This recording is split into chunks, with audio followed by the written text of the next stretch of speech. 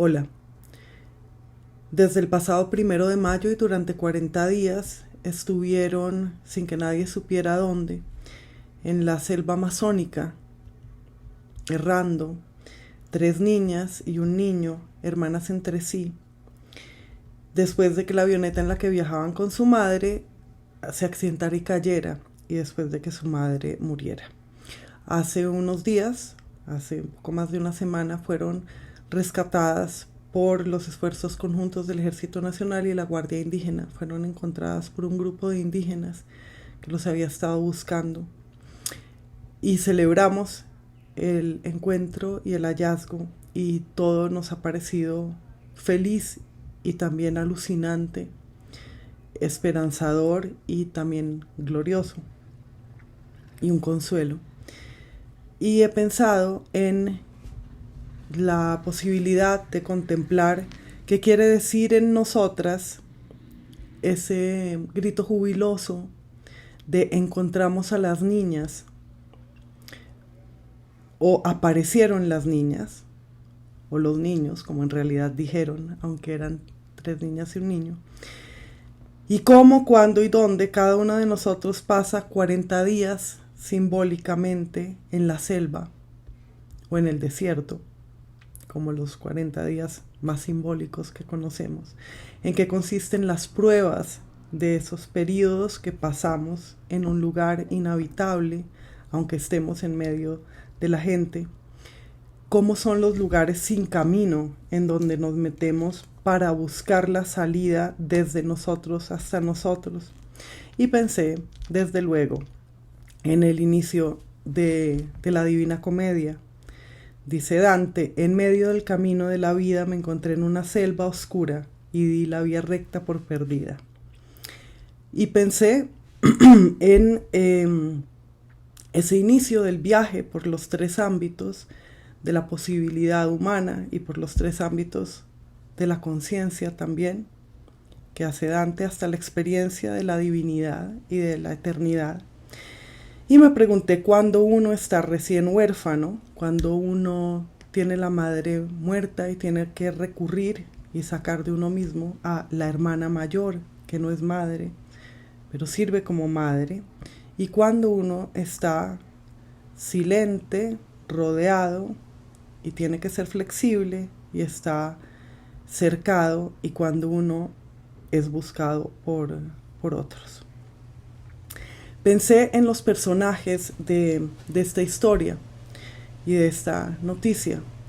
Primero pensé en los hombres a los que vi en el programa largo de RTBC que se grabó justo después del hallazgo, del rescate.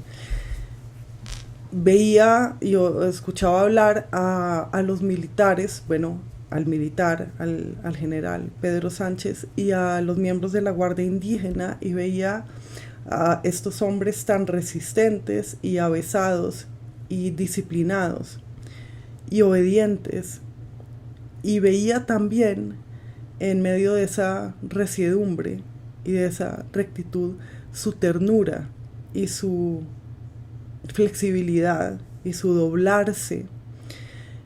Y entonces veía a esos hombres un poco como cuando niños también, al buscar niños y al cuidar niños. Ver a unos militares o a miembros de la Guardia Indígena decirse unos a otros dele suero cuando encontraron a un niño, o enseguida a las niñas y el niño, o enseguida después de que los encontraron, que cogiera en brazos un miembro de la Guardia Indígena a la niña más chiquita, la bebé de 1 año, y empezar a arrullarla con una canción. Fue un consuelo y una promesa de alegría para todos nosotros que compartimos con ellos. ¿Qué exactamente? ¿Qué es lo que compartimos? Una nacionalidad y la continuidad de un suelo y una herencia también. Una herencia de colonia y de colonizados, de la que participamos todos en distintas medidas. y de conocedores de la selva y de desconocedoras de la selva, que también, bueno, que también somos cada uno de nosotros. Entonces pensaba de qué manera necesitábamos todas que eso pasara, esa escena, y qué significa en cada uno y en la sociedad esta comunicación entre el mayor y el general. Y el mayor no es el mayor del ejército, sino el mayor, el chamán de los indígenas. Y pensaba en estos dos países, uno defendido por el ejército, otro defendido o guardado mejor por la guardia indígena. Y en ese descubrimiento repentino de su mutua admiración. El ejército y la guardia, por lo que pude ver y por lo que creo que sucedió, descubrieron que se admiraban mutuamente y se respetaban mutuamente y podían disfrutar su compañía también. Y aunque a algunas o a algunos no les guste, la pres es para el presidente Petro, que imaginó esta colaboración, la pres con Z. El antiguo guerrillero estaba uniendo a dos fuerzas militares. El antiguo guerrillero, que como guerrillero es el enemigo del ejército, supo poner al ejército al servicio de que unos niños siguieran viviendo y se reincorporaran al resto de nosotros y tuvieran nueva vida y salieran a la luz. Estaba pensando en el poder de la comunicación y de la comunicación jerárquica también en este caso, de alguien que guía y señala y otros que obedecen. Decía en el programa de RTBC uno de los miembros de la Guardia Indígena que la obediencia salva vidas y tiene razón. Y pensaba en la sumisión, no en el sometimiento, sino en la sumisión a una tarea que tuvieron estos hombres y que todos debemos tener, esa conjunción entre obediencia y esfuerzo y el sentido de una misión, el sentido del bien. También pensaba en cuanto a la comunicación, nuevamente en qué tenemos en común. Y desde luego, entre los lugares comunes, los lugares de encuentro, no está la selva, están las plazas de los pueblos y están los parques. Los parques que son lo contrario de la selva. Lo contrario de una selva no es una ciudad. Una ciudad, y lo dice la metáfora muy conocida, puede ser también una imagen de la selva. Pero en cambio un parque o un jardín es lo contrario de la selva y es lugar de encuentro. Entonces la selva es lugar de desencuentro y sin embargo resultó ser este lugar común entre nosotros que tenemos vidas tan disímiles, los indígenas del Amazonas y las personas urbanas que no hablamos lenguas indígenas. Pensé también entre los personajes, desde luego, en el perro, en Wilson, el perro que enviaron a que buscara a los niños y que acompañó a los niños, y he pensado que nos acometió el bien de tal manera que incluso nos alcanzó para que nos importara un perro en un país tan maltratador de los animales y para albergarlo en nuestra imaginación. En estos días imaginamos que Wilson, a quien no hallaron más, quiso quedarse y lo imaginamos reconvertido en lobo, como el lobo de San Francisco en el poema de Rubén Darío, que después de ser domesticado por San Francisco y después de ser convencido de que no cazara más, vuelve a volverse feral, ¿no? en el poema.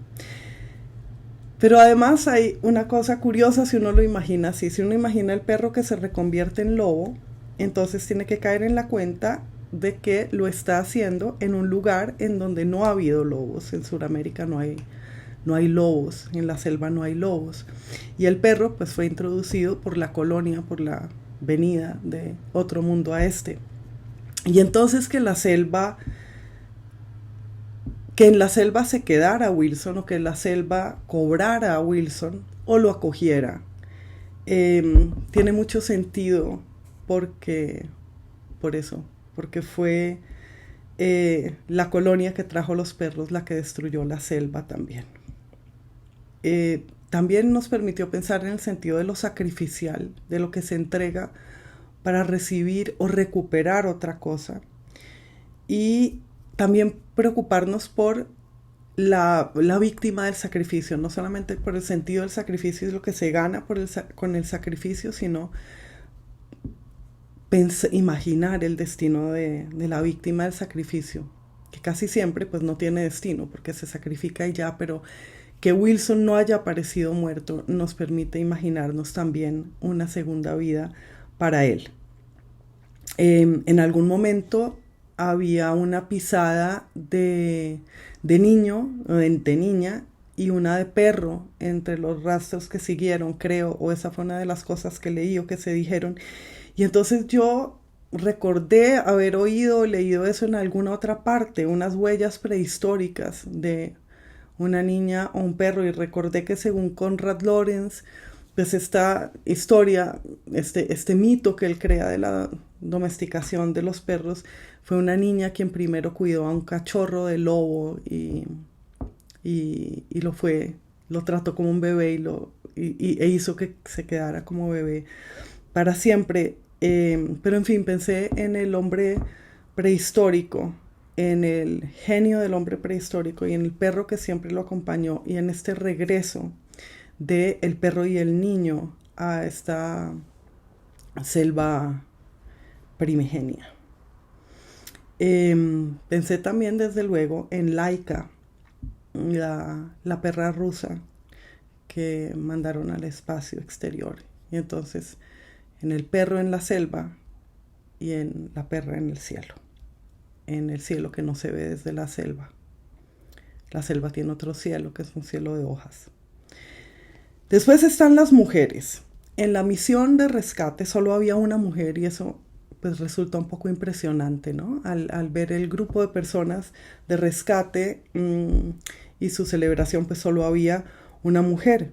Entonces estaba en esta única mujer la voz de la abuela de los niños, de las niñas, desde el cielo, o sea, ausente y además etérea, celestial, en otro plano. Está la heroína, Leslie, la niña mayor. Y están también las niñas, que son 3, Leslie y sus 2 hermanitas, que no se nombran porque se dice una y otra vez los niños de la selva, los niños encontrados. Al pensar en los niños y las niñas, pensé en Juliana Zamboni,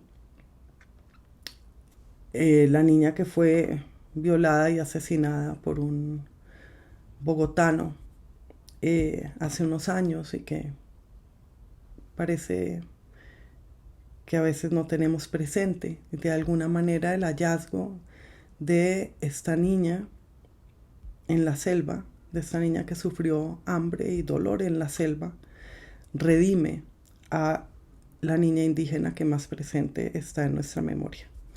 También están los niños reclutados por la guerrilla en la selva, son otros niños de la selva, como recordó tan acertadamente Yolanda Reyes en su última columna.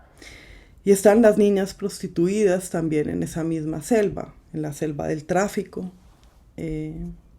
Y están los niños indígenas y las niñas indígenas tirados y tiradas en las calles de Bogotá, en las aceras, de las que hablaron también los miembros de la Guardia Indígena tras el rescate. Las hermanas y el hermano forman un grupo fraterno y entonces este suceso también nos hace pensar en la fraternidad, en la hermandad. Según nuestros mitos, o muchos de nuestros mitos, la forma básica y necesaria de la fraternidad es el fratricidio, ¿no? Lo primero que ocurre entre hermanos en el Génesis, por ejemplo, es pues el asesinato de Abel por parte de Caín, pero no es el único. Y pensaba en la posibilidad de una hermandad no fratricida Y pensaba no en qué es ser hermano y celar al hermano, sino en qué es ser hermana mayor, en esa figura de la hermana mayor de los hermanos, que no es la figura de la madre, ni de la matriarca, ni de la matrona, sino de una hermana un poquito mayor, que toma de la mano. El presidente Petro dijo esta oración, estas dos oraciones de hecho, tras el hallazgo. La madre selva los devolvió, son niños de la selva y ahora son niños de Colombia. Y a mí me parece interesante porque está señalando la salida de un no lugar, que es la selva. La selva más que un lugar, que una ubicación, es una situación y es más tiempo que espacio. Es un antes radical y remoto o un más allá. Y la selva también es el lugar de la metamorfosis constante y de la del constante devoramiento y renacimiento y transformación. Por eso parece que la selva fuera el tiempo mismo. Y desde luego no es un lugar nacional, o sea, no es un país. El Estado está ausente de la selva, la identidad nacional es otra. En la selva están las familias indígenas y las tribus y las distintas etnias. Y entonces cuando el presidente Petro dice, son niños de la selva, no eran niños de la selva, sino son.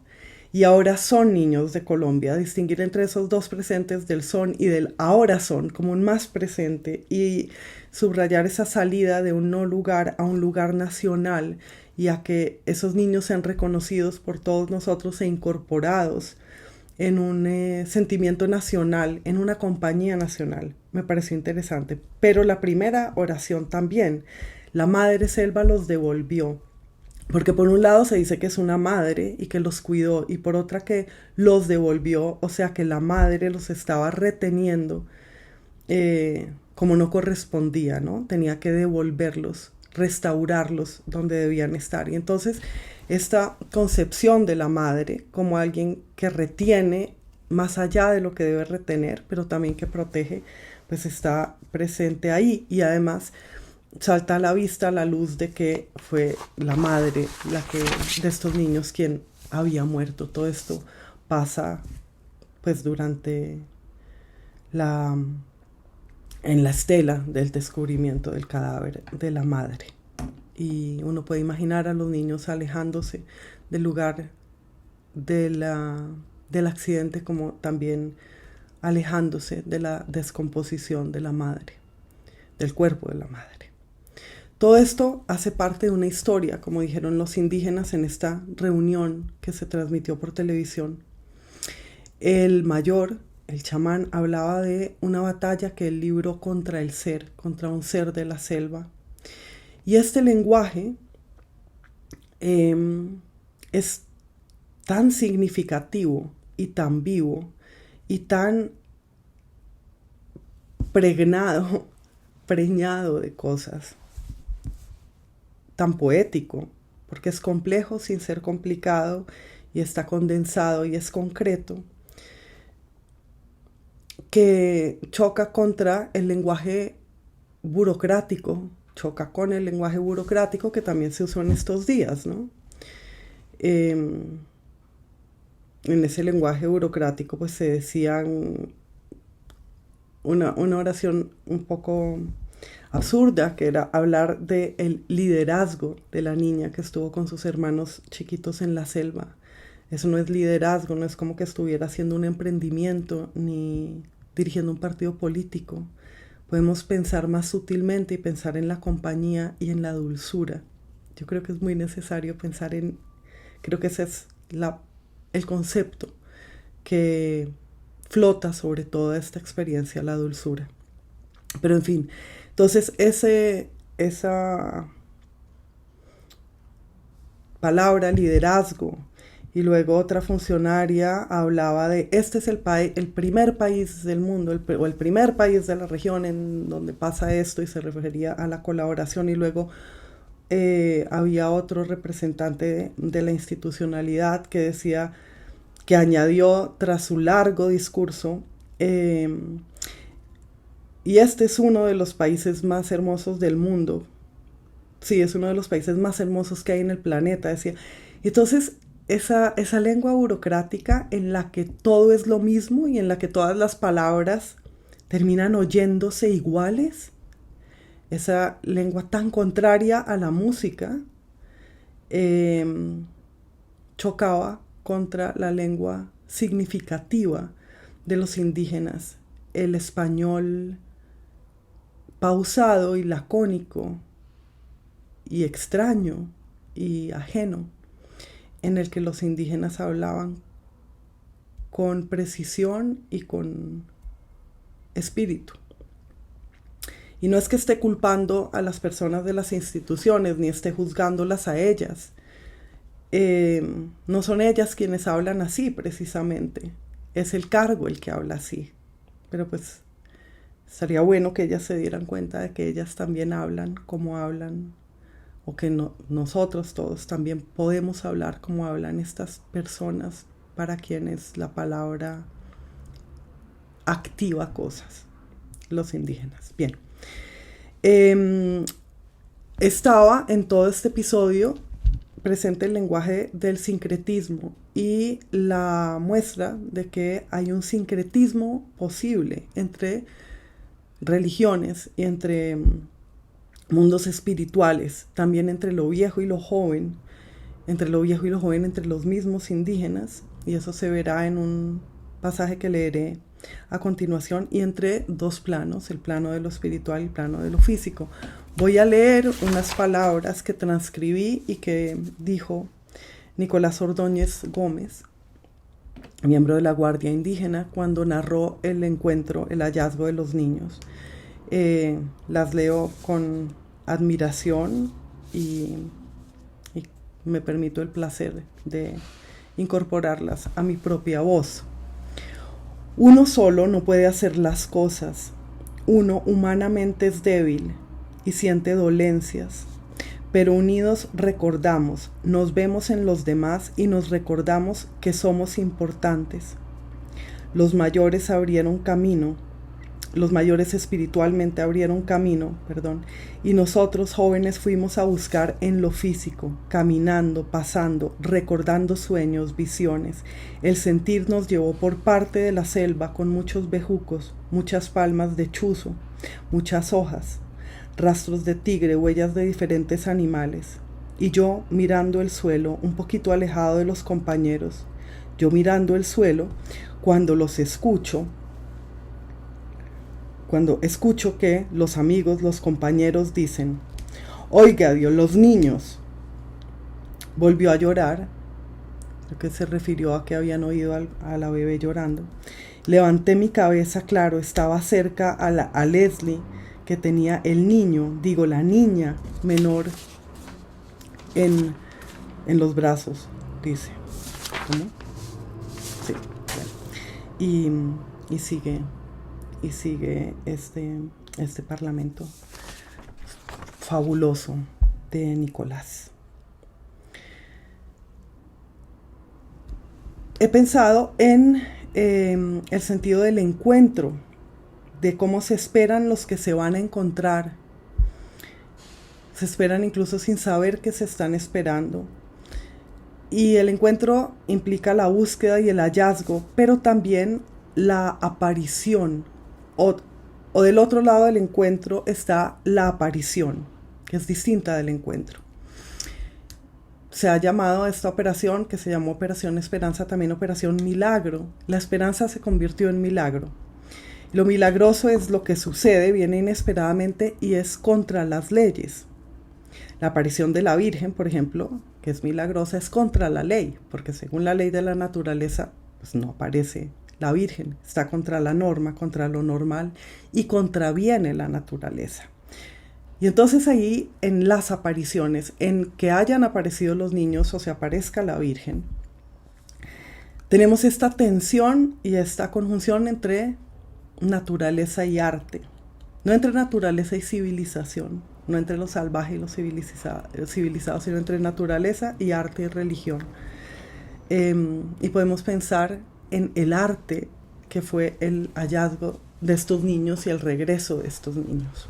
Y esa escena en que le cantaba Nicolás a la bebecita que tenía en los brazos, la arrullaba con una canción que él dijo que era sobre el sol, sobre que el sol volvía a aparecer después de la oscuridad, y la cantaba, como pudimos ver en la pantalla, entre parches de sol, entre el sol que se colaba con las formas del vacío entre las hojas en la selva. En ese momento del encuentro estaba ese medio claro en la selva y esta luz que se colaba. He hablado de la aparición de la Virgen porque me parece que la aparición de Leslie, como la narra Nicolás, como la han narrado, y por las características del personaje, es también la aparición de la Virgen. Esta es una madre que protegió a los bebés, y él cuenta que apareció con una bebé en los brazos y la otra tomada de la manito. Y él además está mirando al suelo y de repente levanta la cabeza y está Leslie con el niño, la niña. Y es fantástico que el niño Jesús se haya convertido en niña en esta imagen, y que la Virgen María sea una niña indígena que sabe vivir en la selva, una niña asustada y valiente, una niña guerrera y una niña de la paz también. Es la madre que es virgen. Y bueno, y hablaba del sincretismo, ¿no? De esta imagen del cristianismo con la que estamos familiarizadas, y la guía de las visiones del Yahé, de las visiones de los mayores, de la lucha contra el duende, etc.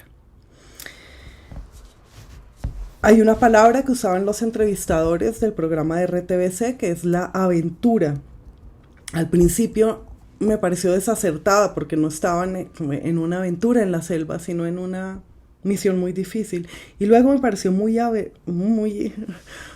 venturosa, porque la aventura también es la intersección entre lo normal y el milagro.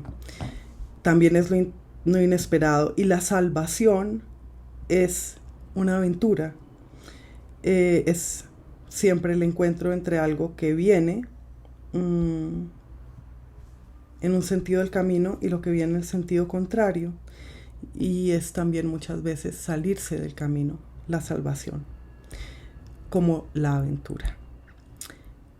También pensé en el sentido de guardia, de la guardia indígena, en ese guardar y proteger. Hace 15 días yo hablaba sobre el desamparo, precisamente pensando en los indígenas, los niños indígenas en veras que están en las calles de Bogotá. Y hablaba de caminar mirando al suelo, como estaba mirando Nicolás en la selva, pero no buscando rastros para hallar y salvar y acompañar, sino que yo hablaba hace 15 días de cómo uno camina mirando al suelo en Bogotá, que se vuelve una enemiga de uno para no caerse. Hablaba de los obstáculos de la ciudad. También en la selva se camina mirando al suelo. También está llena de obstáculos. También caminando en la ciudad se encuentra uno con niños indígenas desamparados y tal vez sin esperanza. Los niños que digo que están tirados. Y finalmente pensé en esa unión de quien busca y quien es encontrada o encontrado. Y pensé en el poema de San Juan de la Cruz. En la noche dichosa, en secreto, que nadie me veía, ni yo miraba cosa, sin otra luz y guía, sino la que en el corazón ardía.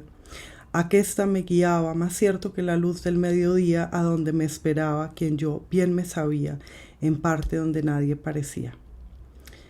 Y bueno, eso es. Gracias por oírme durante un rato tan largo. Y bueno, bienaventurados todas estas personas que encontraron a los niños, y dichosos nosotros, nosotras, bienvenidos. Y bueno, eso. Gracias.